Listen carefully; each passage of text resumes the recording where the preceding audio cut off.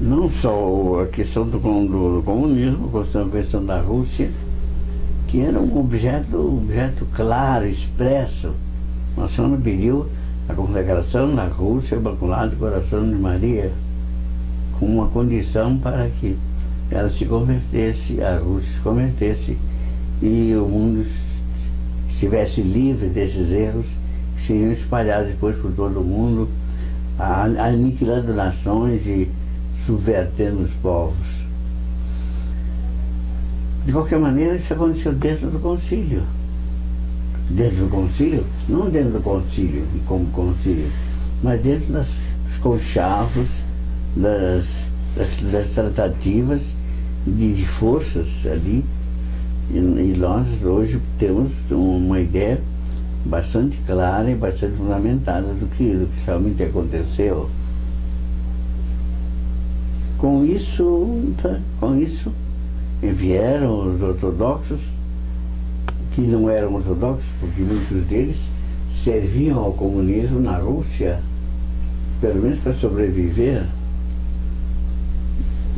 Na verdade, o resultado não foi o resultado que se poderia esperar, e o próprio Paulo VI se queixou que, em vez de uma nova primavera, nós tivéssemos um mundo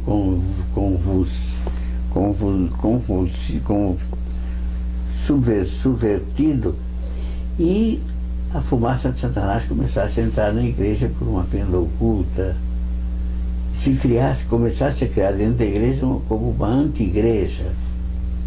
A palavra é de Paulo VI, não é minha. Isso não significa a condenação do concílio, porque ele realmente abriu a porta para muitas graças e muitas bênçãos, mas, sem dúvida alguma, enquanto ao perigo do comunismo, do ateísmo militante, e ao mesmo tempo quanto ao perigo de uma desorientação teológica na igreja, isso aconteceu. Alguém vai me dizer, mas e o concílio como fica? Não fica. O concílio pode ser e deve ser interpretado não numa linha de descontinuidade, mas numa linha de continuidade, não numa ruptura. Uma ruptura com a tradição antiga. Eu me recordo que um padre que tinha ido ao concílio, tinha como observador, e chegaram no Brasil dizendo: oh, mas veja, agora acabou tudo, pode queimar todos os livros de teologia que estudaram, pode queimar todos os livros que vocês têm na biblioteca. Começou uma história nova, um mundo novo. Esse padre foi meu colega de turma no seminário menor. E eu, quando ouvi aquilo pela rádio, a Rádio Católica de São Paulo, eu fiquei, estamos perdidos. Vamos queimar todos os livros, vamos rasgar todos os paramentos, vamos... Mas era exatamente o espírito que irrompia de todo aquele trabalho. Sem dúvida alguma, com João Paulo II, que começou a abrir os olhos, de uma forma até bastante clara e decidida, dos teólogos e dos bispos. Veio Paulo VI, que não teve a mínima dúvida de afirmar as coisas mais incríveis, quer dizer, incríveis porque parece que tinha passado tudo. Não, ele agora volta a existir a missa tridentina para salvar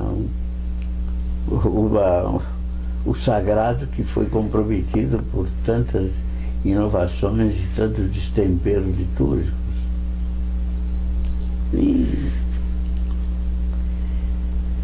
na verdade, não se pode negar o concílio, não se pode negar a orientação fundamental que me permite, mesmo no meio de de algumas dubiedades, de encontrar um sentido teológico correto. Esse tem sido o trabalho de João Paulo II, de modo particular, de Bento XVI, que não tem diversa nessa questão. Muitos falam que a atual crise da Igreja seria o grande responsável seria o Concílio Vaticano II. Muitos falam que a atual crise da Igreja é culpa, em grande parte, do Concílio Vaticano II. O senhor acha que isso é possível fazer tal afirmação ou não? Não vou dizer que seja culpa do Concílio, mas realmente o Concílio deu ocasião a isso. Inclusive porque recebeu dentro muitos daqueles que tinham sido condenados expressamente, por exemplo, o Pio XII. Eu creio mesmo que o Papa Bento XVI, que se tem reportado muito aos documentos de Pio XII e tem defendido a sua beatificação, porque é uma coisa, a meu ver, justa. Quem acompanhou pelo menos uma parte do seu bonificado em Roma durante o meu tempo de estudo, não há dúvida nenhuma que ele é um homem extraordinário e providencial para a Igreja, o pastor Angélico, como era conhecido. Mas acontece que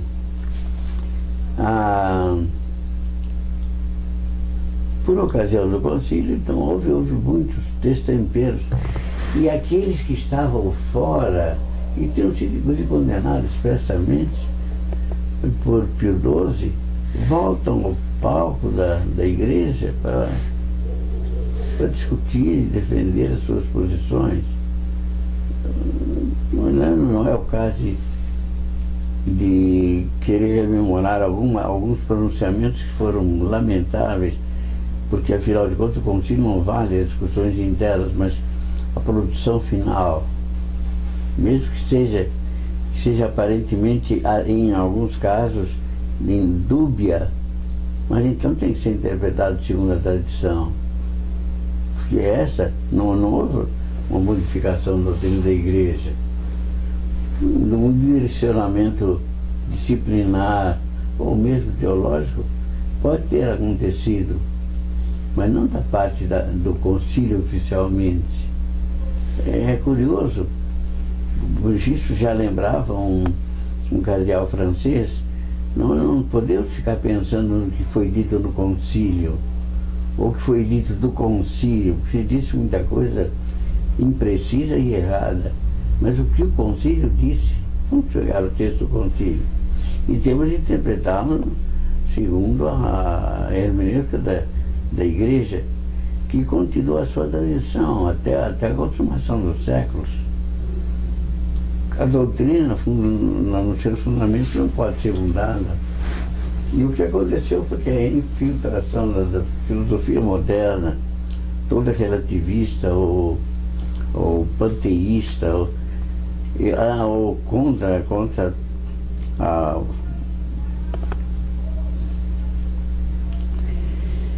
metafísica, acabou aí, tudo é relativo. Quantas vezes o Papa Bento XVI tem advertido os teólogos desse perigo do relativismo, a verdade não existe. Isso foi o que a infiltração da filosofia moderna a partir de Kant, a partir de Descartes, e entrando por Kant e Hegel.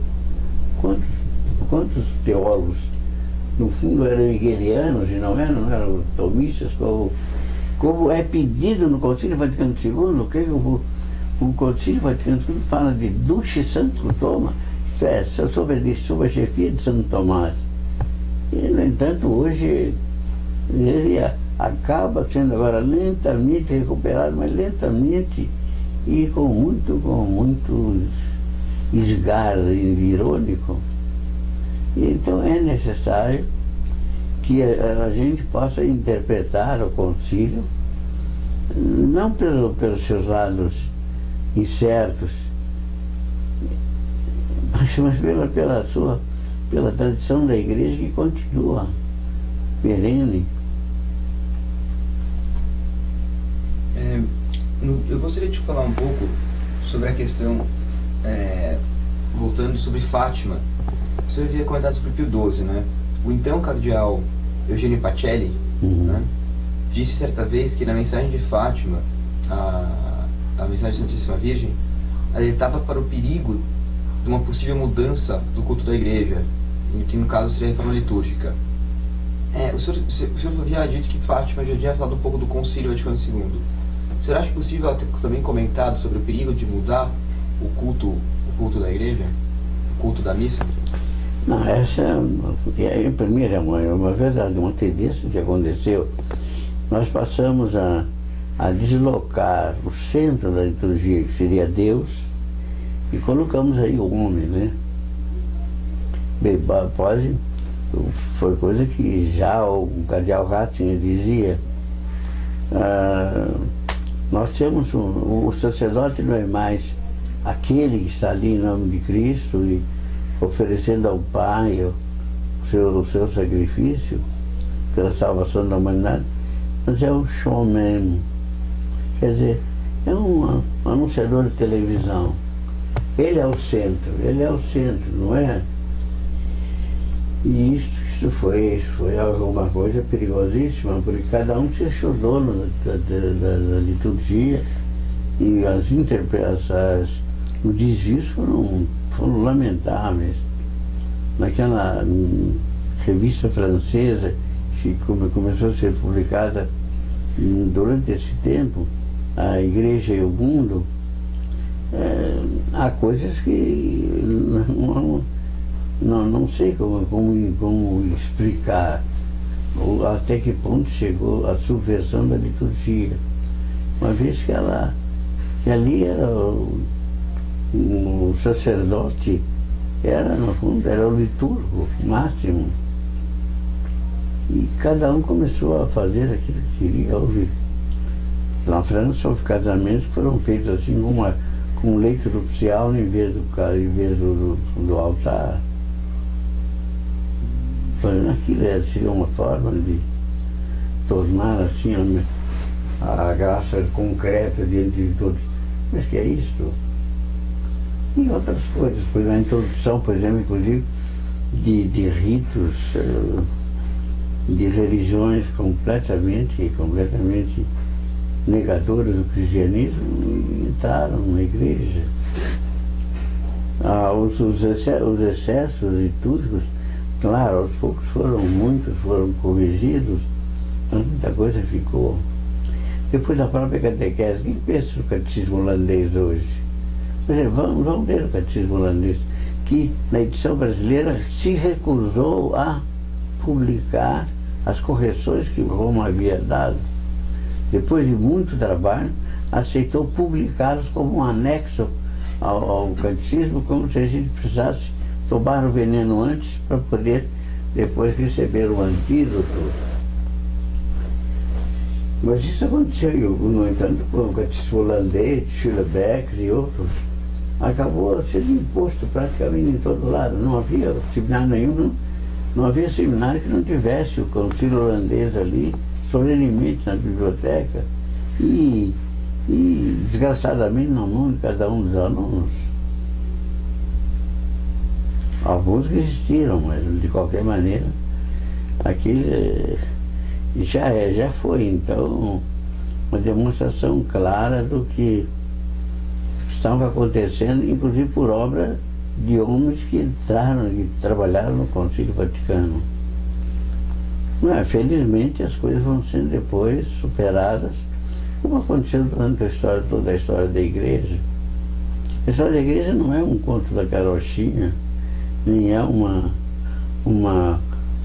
romance para adolescentes do passado, né? Agora de hoje as coisas são diferentes. Mas é uma coisa séria, não é? É a palavra de Deus que se fala ao mundo com o carinho de mãe, mas também com o vigor de um juízo de um pai. Nesse sentido, é preciso olhar com... O concílio foi uma obra da igreja, com todas as colaborações discutíveis de homens, e não há nenhum erro dogmático assim, oficialmente, textualmente proclamado. Isso não. Há dubiedades, né? Mas isso aconteceu em muitas épocas. Quando houve concílios e anticoncílios, porque a coisa era discutida e tal, estavam se discutindo. E se percebia uma tendência. O próprio São Jerônimo não disse que depois do concílio niceno, constantinopolitano, o mundo acordou ariano. Entraram ali algumas tendências, mas não chegaram a se consumar plenamente, porque houve obra de grandes santos que lutaram contra tudo isso. Uma dúvida que sempre pairou foi, na questão da reforma litúrgica, qual foi a importância, por exemplo, de alguns bispos, como Dom Sigô, Dom Castro Maier e Monsenhor Lefebvre, na resistência que fizeram com os textos conciliares? Essa resistência, quer dizer, por exemplo, o próprio Dom Sigô tinha conseguido uma relação de bispos pedindo ao Papa que condenasse expressamente o comunismo. Esse documento depois desapareceu ali no fritar dos ovos e acabou não sendo nem levado, não foi levado ao plenário. E era a ação deles.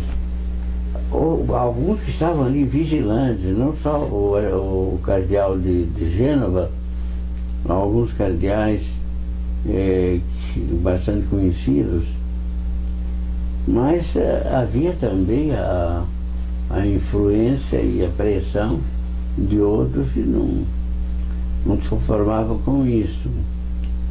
Mas você me perguntou sobre a importância da resistência que Dom Sigô fez, Castro Maier e Dom Lefebvre. Mas de qualquer maneira, isso foi uma voz que clama no deserto, mas uma voz que clama diante de bois mudos que não viraram Santo Tomás, não. Continuaram mudos. Mas, por exemplo, a sua posição em face da liturgia tinha lá suas razões. Eu sei que os senhores sabem que Bugnini, por exemplo, que era o relator litúrgico de Paulo VI, ele foi protagonista de um episódio extremamente grave, ao que me consta, um sacerdote polonês entrando no escritório de Monsenhor Bugnini, encontrou caída por trás da escrivaninha uma carta em que ele se dirigia a grande autoridade maçônica, dizendo que tinha feito todo o possível para atender às suas instruções, mas não foi possível realizar tudo. Esse sacerdote teria corrido a Paulo VI levando esta carta. Paulo VI toma a decisão imediata de remover Monsenhor Bugnini para uma uma nunciatura, se não me engano, no Teherã. E aí causou um espanto muito grande, porque era um colaborador íntimo. E a mesma coisa se deu com um cardeal que foi afastado de Roma para uma diocese italiana, uma arquidiocese italiana. E nós sabíamos que esses homens atuavam mesmo contra a orientação ou pelo menos contra as ordens expressas de Paulo VI. O escândalo aconteceu, o Bugnini foi retirado e nós devemos muitas facilitações litúrgicas ao punho ou às ordens do Bugnini. É só ler, por exemplo, mesmo a sua obra Liturgia, para ter uma ideia de como foram mais ou menos as coisas. Agora, então havia uma infiltração e houve então uma razão muito clara para a posição de Dom Maier e Dom Cigô, mas como eram uma diminuta minoria, ficaram lá como gritando, gritos no meio do deserto, né? Não tinha um maior significado. Houve outros bispos que se pronunciaram, mas é difícil, diante de uma Assembleia que está mais condicionada, a se chegar a uma posição que pode parecer radical, mas talvez seja radical na verdade, quer dizer, não admite nenhum acordo, nenhuma encapsulação, menor que seja. Por isso, eles foram realmente responsáveis por uma resistência que, em determinados casos, chegaram a bons frutos, mas estavam sempre marcados. Isso aconteceu em várias conferências episcopais. Havia um verdadeiro bloqueio de pessoas que podiam representar o contraditório. Mas isso é normal que aconteça. Agora, não é muito normal que aconteça numa Assembleia Eclesiástica ou eclesial.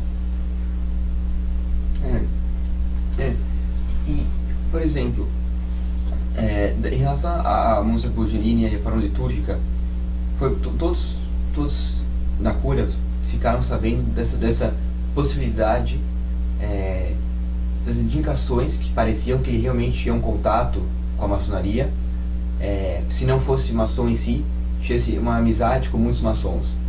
E depois, como o senhor havia dito, teve toda a questão de Paulo VI afastá-lo da posição. Independente disso, os esquemas escritos por Monsenhor Bugnini foram